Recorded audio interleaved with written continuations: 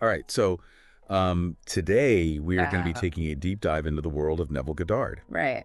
And, I got to say, like, Yeah. going through all this stuff that you sent me, Yeah. I'm Mhm. starting to think that maybe this guy was Yeah. really onto something. Yeah. So for those who aren't familiar with him, Yeah. can you just give us a little bit of background on who he was and what his main ideas are? Yeah, sure. So Neville Goddard, he was kind of a mid 20th century. I don't know if you want to call him a mystic or a philosopher or a spiritual teacher, but essentially he was really big on this idea that our imagination is not just this kind of whimsical thing we use to daydream, but it's actually the creative force of the universe working through us.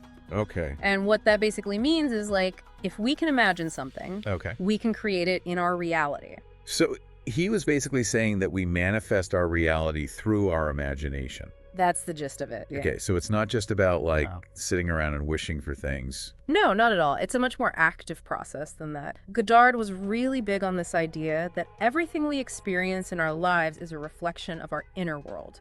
So our thoughts, our feelings, our beliefs, all of that is shaping the reality that we experience. Okay, so how do we actually do that then? Do I need to buy a vision board? Well, vision boards can be helpful, but the first and most important step, according to Goddard, is getting crystal clear on what you want to create. All right. So that means instead of just saying, I want a new house, you would really dive into the specifics. Mm-hmm. So, are we talking about a modern loft in the city? Are we talking about a cozy cabin in the woods? How does it feel to be in that space? Okay. The more details you can add, the more vivid that image is in your mind, the more powerful your manifestation will be. Okay. So that kind of reminds me of the law of attraction. You've heard about that? Oh, yeah, definitely. Because I tried the vision board thing, and the only thing I seemed to attract was a pile of dusty magazines. So Yeah. maybe this is a little bit different, though? Yeah, I think so. Goddard's ideas definitely overlap with the law of attraction, but he takes it a step further. So he talks about not just visualizing the end result, but actually creating a scene in your mind, Okay. a scene that implies your wish fulfilled. So let's say you want a promotion at work. Hmm. You wouldn't just picture yourself with a new job title. You would imagine your boss congratulating you. You would feel that sense of pride as you share the news with your family. Okay. Maybe you even see yourself holding your new business cards. So it's about really like immersing myself in that experience, even though it hasn't actually happened yet. Exactly. And you know what's really wild?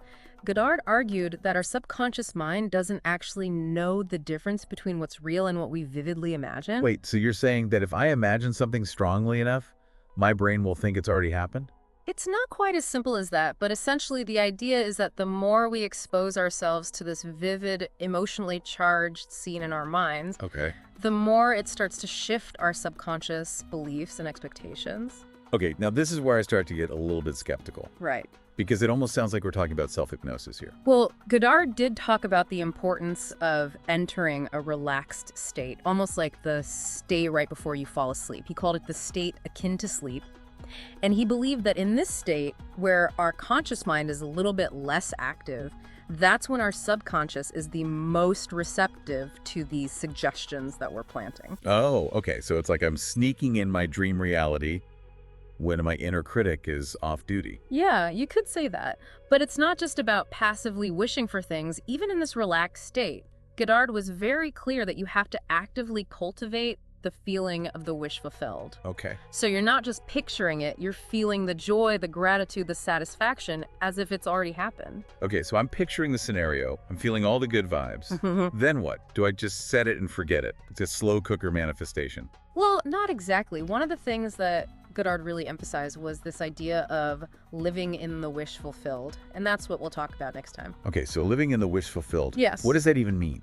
Does that mean I'm just walking around pretending that I have all this stuff that I want? Not necessarily pretending, but it's more about shifting your internal state Okay. to align with the reality that you're trying to create. Okay. So let's say you're trying to manifest a new job. Good. Instead of focusing on all the frustration and the limitations of your current situation, you start acting as if you already have that dream job. Okay. So you might start researching different companies or industries that you're interested in, networking with people in those fields, Yeah. maybe even updating your wardrobe to reflect the kind of professional image that you want to project. So I'm kind of like priming myself Mm-hmm. to receive this new reality Exactly. by acting as if it's already happened. Yeah, you're basically becoming the version of yourself who already has what you desire.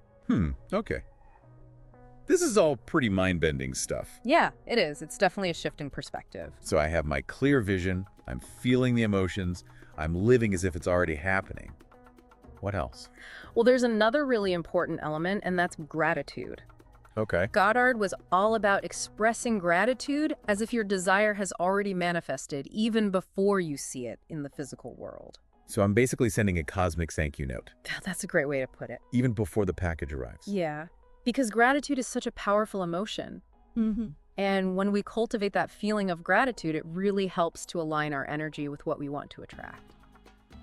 Okay, I think I'm starting to get this. Good. But there's this one question that keeps coming up for me. Okay. What about the how?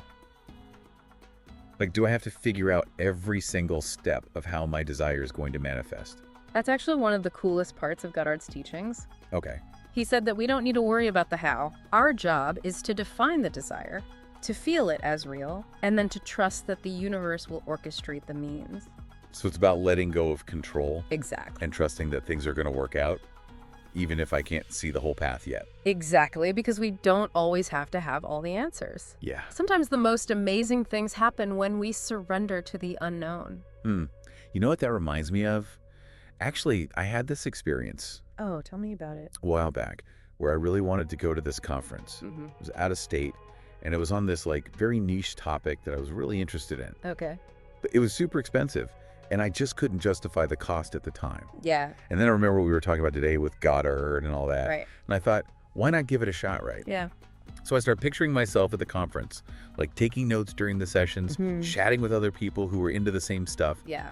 And I really focused on the senses, you know? Like you were there. Yeah, like the sound of the conversations in the hallways, the smell of the coffee, the feeling of excitement and inspiration. But did it feel real to you? Yeah, it really did. Wow. And then a few weeks later, totally out of the blue, a friend of mine mentions that her company's actually sponsoring a booth at the conference. No way. And get this, they needed an extra person to help out. Wow. So they ended up covering my travel and conference fees in exchange for working at the booth a few hours each day. That's amazing. It was perfect. That's a perfect example of how often works in ways that we can't even imagine. I know, right? It's pretty amazing. It was such a good reminder to me to let go of control and just trust the process. Absolutely. So we've talked about the basics of Goddard's teachings, but I know that he also had some more, let's say, advanced techniques. Oh, yeah, definitely. Like, what about this revision thing? Ah, yes. Because that sounds almost like time travel or something. Well, revision is definitely one of the more intriguing aspects of Goddard's teachings, and it's this idea that we can rewrite our past experiences to align with the reality that we want to create. So, like, if I had a bad experience, can I just, like, imagine it going differently, and then it changes the past? Well, it's not about literally changing the events of the past, but rather about changing our perception of them. Okay. So, for example, let's say you had an argument with someone and it left you feeling really hurt and angry.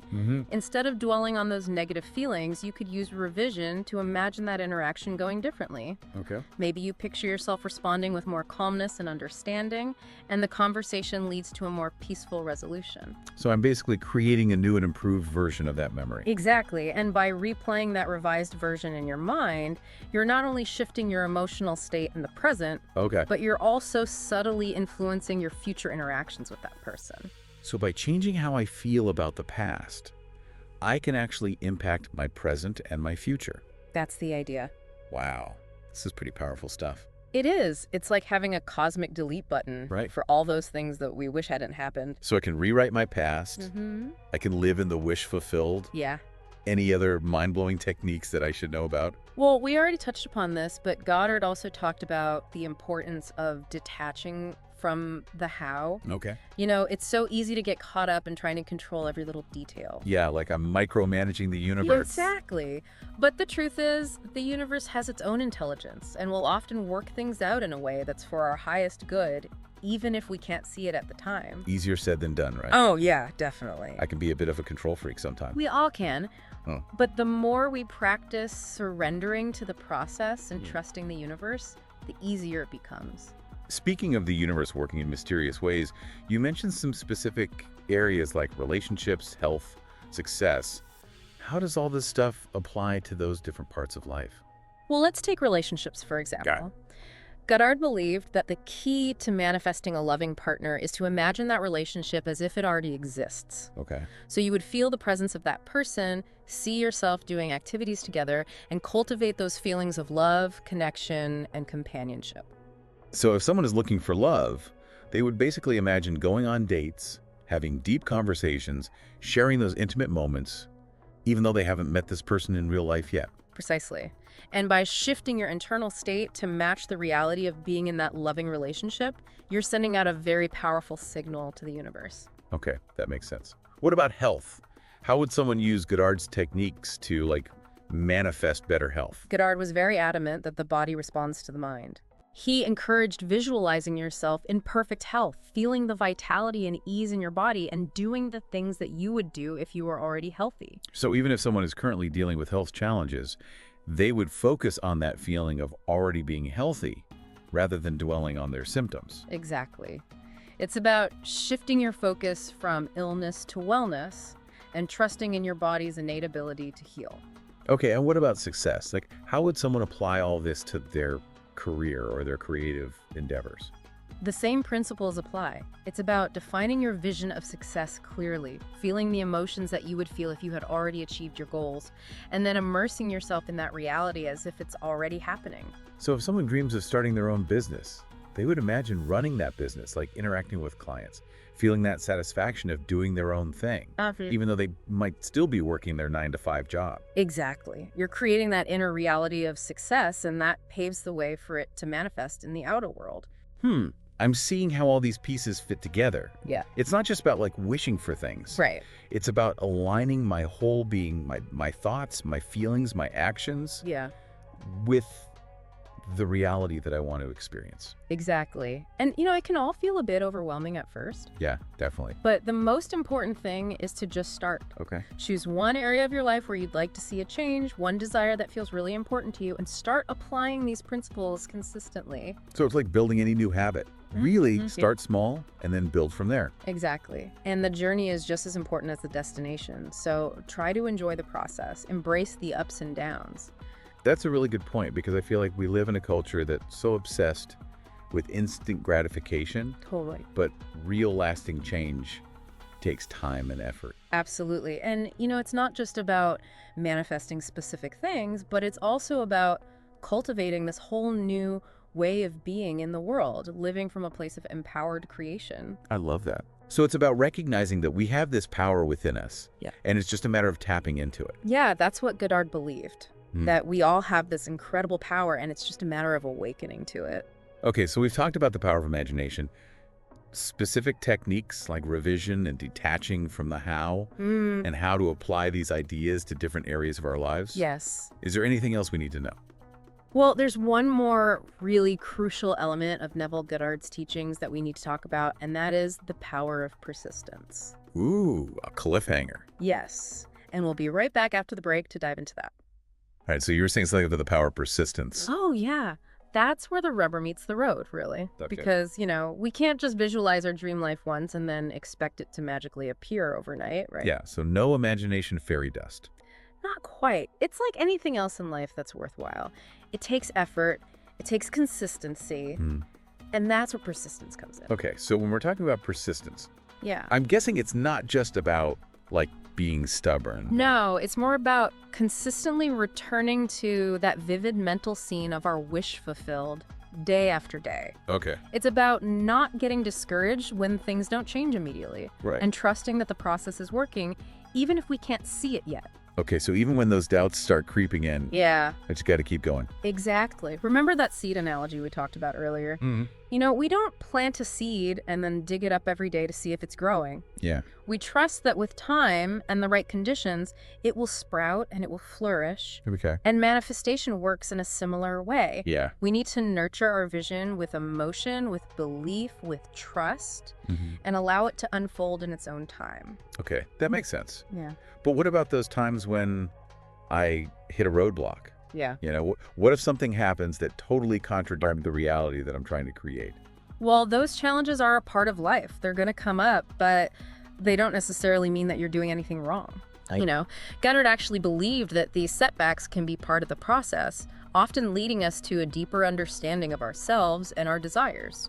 So instead of seeing them as failures, I can view them as opportunities for growth. Exactly. It's all about perspective, So when you hit a roadblock, instead of giving up, you can choose to see it as a redirection. Okay. Maybe a chance to refine your vision or explore a new path that might ultimately lead to an even better outcome than you originally imagined.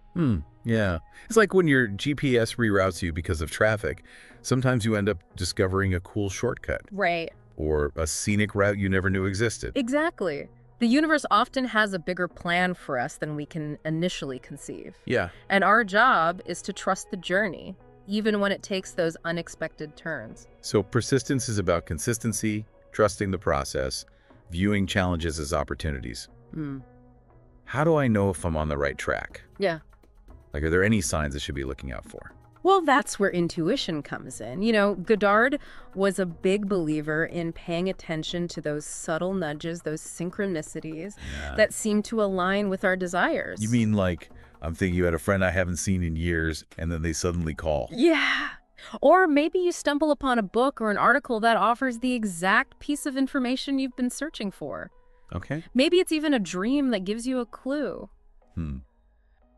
It's like the universe is sending me these little winks and whispers, encouraging me to keep going. That's a beautiful way to put it. Yeah. And the more we tune into those whispers, the more guidance we'll receive. It becomes this amazing dance between our conscious efforts and the universe's orchestration. Wow.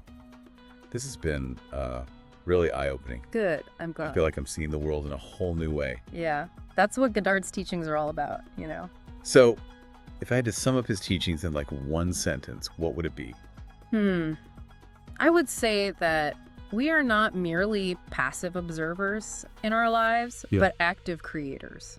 We have the power to shape our reality through the conscious use of our imagination. So it's not just about daydreaming. Right. It's about consciously directing that creative power to manifest the life we truly desire. That's it. And, it takes effort and persistence, but it's an incredibly empowering and fulfilling journey. Well, listeners, that wraps up our deep dive into the world of Neville Goddard. Oh. I don't know about you, but I'm feeling pretty inspired and ready to start putting all this into practice. That's great. Remember, your imagination is your superpower. It is. So what will you create with it?